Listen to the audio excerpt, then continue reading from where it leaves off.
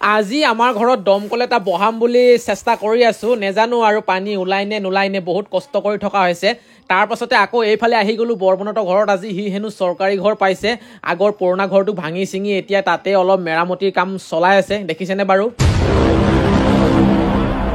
এজাক বৰষুণ দিলে আমাৰ ৰাস্তাটোৰ অৱস্থা চাওকচোন এনেকুৱা হৈ যায় বানপানী হৈ যায় একেবাৰে পুখুৰী সদৃশ পৰিৱেশ হৈ যায় আৰু এতিয়া হৈছে ৰাতিপুৱা 7:30টা সময় 7:30টা নহয় 7:13 হৈ আছে কস্তুৰীক স্কুললৈ থবলৈ গৈ আছো এয়া যিদিনাখন বৰষুণ দিয়ে সেইদিনাখন মই গাড়ীখন লৈ থৈ আহো মানে আমি তিনজনে আৰু তাৰপিছতে যিদিনাখন বৰষুণ নিদিয়ে সেইদিনাখন স্কুটিতে থৈ আহে মাকে কস্তুৰী তোমাৰ পঢ়া স্কুলখনৰ নাম কি হয় নো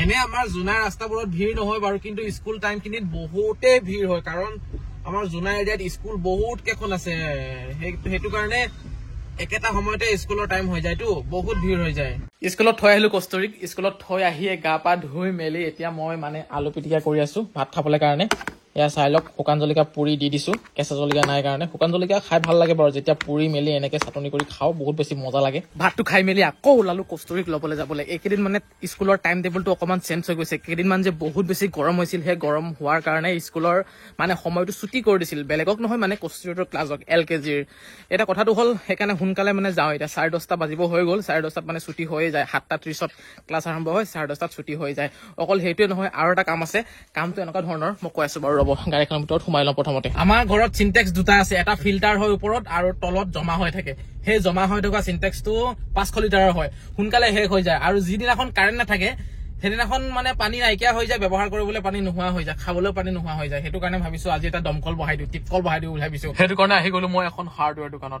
দমকলৰ বস্তুকেইটা গাড়ীত ভৰাই মেলি এতিয়া অকণমান আহিলো এই ৰিয়াৰ দোকানত জোনমণিয়ে বোলে কিবা এটা ল'বলৈ আছিলে ইয়াত কি ল'বলৈ আছিলে গোট খুলিছো যে পাছবুক পালো গোটৰ আত্মসহায়ক গোট খুলিছো আৰু মোৰ দোকানত নতুন নতুন কালেকচন আহি গ'ল দেই আপোনালোকে আহক পূজাৰ সকলোৱে নাহিব ইয়াত বঢ়িয়া বঢ়িয়া কালেকচন নাই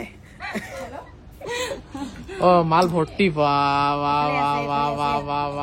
এইফালে জাহাজ তাহা হৈ আছে ইমানে বস্তু মানে তলত কি আছে তলতো মানে বস্তু মানে কি আজি আহি পাইছে বোলে ৰাতিপুৱা আজি নহয় কালি আহি পালে ৰাতিপুৱা আজি এনেকে মিলাই আছো আৰু আহি যাব যদি পূজাৰ কাপোৰ কিবা লাগে লেডিজৰ ছোৱালীৰ গাৰ্লছৰ তেতিয়াহ'লে ইয়াত মানে একদম বঢ়িয়া বঢ়িয়া কোৱালিটিৰ কাপোৰবোৰ পাই যাব ইয়াত ৰিয়াৰ দোকানত অকল পাৰ্চেল আহি থাকে যে আকৌ কি বস্তু অৰ্ডাৰ দিলি আকৌ পূজা বুলি পূজা লবি নহয় পূজা বুলি হাৰি কি কালাৰৰ এইটো কালাৰৰ ইয়ে কালাৰ ৱাও ভাল লাগিব নে মোক ভাল লাগিব অলপ খুলিলেচোন প্লাষ্টিকটো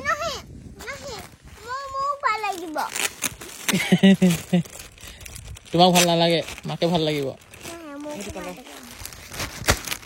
ভালকে ওলাই দেখা মোৰ হাতখন মানে অকমান একো নহয়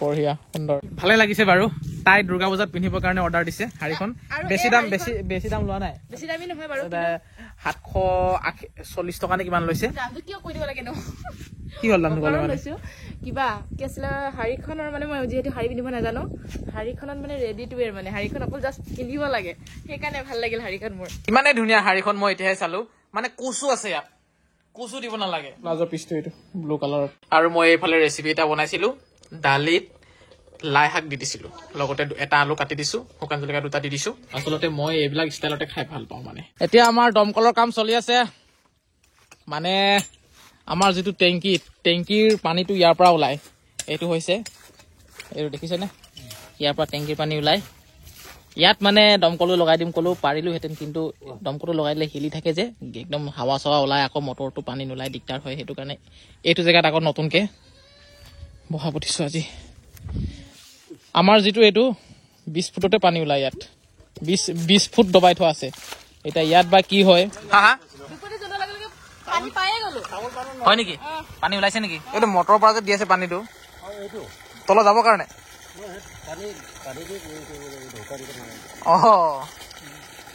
তলত গাঁত খান্দিব নোৱাৰে নহয় পানীৰ পৰা কোমল কৰি ধাপ ধাপ মাৰি মাৰি তলত যাব আকৌ গোবৰটো কেলে দিয়ে পানীটো নুশুকাবলে ময়ে জানো চব কি বোলে পানী নুশুকাবলে এই যিখিনি পানী এইখিনি পানী নুশুকাবলে দিয়ে সেইটো কি চাইন্স আকৌ মই ভালকে বুজি পোৱা নাই দেই পানীটো ৰাখি দিয়া আকৌ আৰু এই দমকলটো যোৱা বছৰে আমি কিনি থৈ দিয়া এনেকে বাহিৰতে পেলাই থৈ দিছিলো, মামৰে খাই মানে কিবা কিবি হৈ গৈছে। এতিয়াহে লগাম আৰু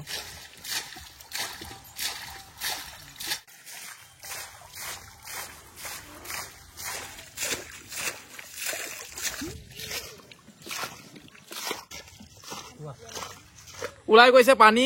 20 ফুটতে পানী ওলালে। আগৰ যিটো পাইপ আছিলে সেইটো 20 ফুট সোমাই আছিলে, আৰু আজি খন্দাটো এই 20 ফুটে হয়। 20 ফুটতে খুব ধুনীয়া পানী ওলাইছে, পৰিষ্কাৰ পানী। মেকআপ কৰিলে নেকি? হা চাওঁ, মনে মনে মেকআপ কৰি থাকে এজনী ছোৱালীয়ে, ইমান মেকআপ ভাল পায়। ভাল নহয় নহয় এনেকে কৰাটো। অৱশেষত পানী ওলাই গ'ল দেই। বেছি কষ্ট নহ'ল বাৰু। পাইপ সুমিয়াইছে, 20 ফুটত পানী ওলাই গৈছে, পৰিষ্কাৰ পানী। আৰু এতিয়া অকমান এনে ওলাই আহিছিলো বৰ্মনৰ ঘৰৰ ফালে। সি মানে পুৰা কামত ব্যস্ত হৈ আছে। কিবা চৰকাৰী ঘৰ পাইছে বোলে। চৰকাৰী ঘৰ পাইছো, যিহেতু একেবাৰে কামত ব্যস্ত আৰু ভিডিঅ' দিব পৰা নাই। তাকে আৰু এয়া লাগি আছো ৰাতি দিনে কাম। আৰু মনোচেতিও আহিলে যিহেতু অকমান চাবলৈ মাতিম বাৰু কাম কৰিবলৈ সিহঁতকো, যিহেতু সময় আহি আছে। সেইটো হয়, আহিম বাৰু। কিন্তু এই যিটো ঘৰত আছিলি এই ঘৰটো এতিয়া ভাঙি দিছ ন আধা আধি প্ৰায়? গোটেই সম্পূৰ্ণ ভাঙিব লাগিব, কিন্তু লাহে লাহে ভাঙি আছো এটা দুটাকৈ। এই ঘৰটো কিমান বছৰ হ'ল বনোৱা? আমাৰ প্ৰায় হ'ল 10 বছৰ বেছি হ'ল, 15 বছৰমান হ'ল চাগে। আমি সৰু থাকোতে বনোৱা এইটো। তেতিয়া সেই তেতিয়াই হয়। মই তেতিয়াই ভাবিছিলো দেই, তেতিয়াতো বাৰু বহুত সৰু সৰু হৈ আছিলো, ইমান ডাঙৰ ঘৰ বনাইছে এনেকে বুলি ভাবিছিলো প্ৰথমতে। হয় বাৰু, বহুতে ডাঙৰ বাৰু ঘৰটো। এইখন হৈছে বৰ্মনৰ দোকান, আৰু সন্মুখতে এয়া চব্জিও কেইটামান থৈ দিছে। ইয়াত মানে আচৰিত বস্তু দুটা আছে। এইটো চাওক, কোমোৰা, এইটো শিল কোমোৰাই হয় নেকি, আৰু এটা আছে ইয়াত ৰঙালাও। আইতা এইকেইটা বস্তু কিমান দাম কওকচোন, সঁচা সঁচা কথাটো কওক।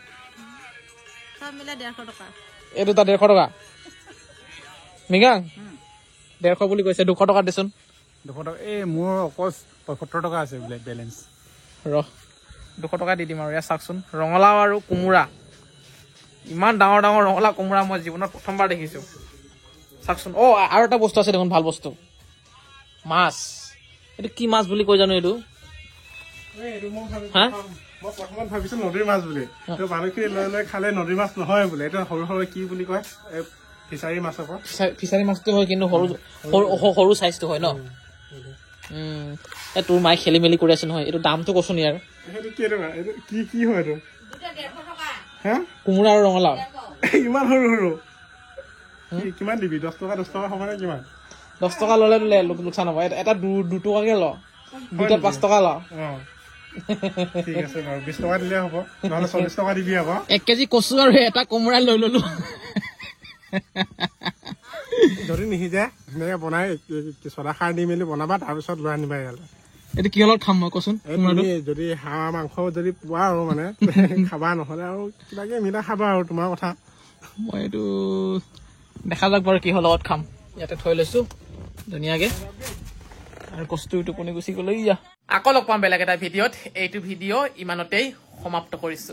ছাবস্ক্ৰাইব কৰি দিব চেনেলটো।